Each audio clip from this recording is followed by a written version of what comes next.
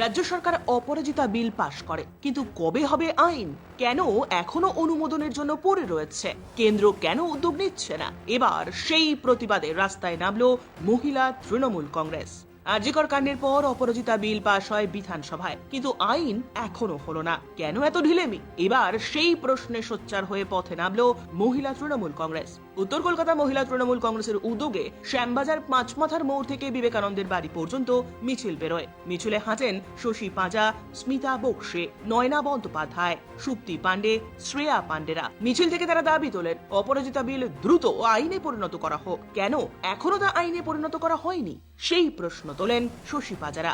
কেন্দ্রীয় সরকার কেন দেরি করছে? কারণ বিলটাকে তো আপনাকে আইন করতে হবে, তবে আইনের মাধ্যমে মহিলাদের উপরে, শিশুদের উপরে যখন অপরাধ হয়, ধর্ষণ হয়, খুন হয়, কিংবা যেভাবে আর্জিকরের জুনিয়র চিকিৎসকের উপর অপরাধিত হলো, তাহলে তার তো চরম শাস্তি দরকার, মৃত্যুদণ্ড। অপরাজিতা বিলে রয়েছে, আপনি বিলটাকে আইন করতে দিচ্ছেন না। কেন্দ্রীয় সরকার জবাব চাই, জবাব চাও। এই বক্তব্য রেখে আমরা আজকে তৃণমূল মহিলা কংগ্রেস সারা পশ্চিমবাংলায় মিছিল করে। একইভাবে দক্ষিণ কলকাতা তৃণমূল কংগ্রেসের পক্ষ থেকেও যাদবপুরে মিছিল করা হয়। সেই মিছিলের নেতৃত্ব দেন Chandrima Bhattacharya.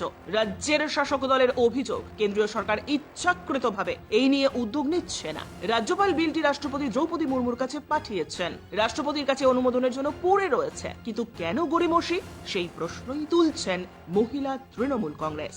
Bureau report, channel 10।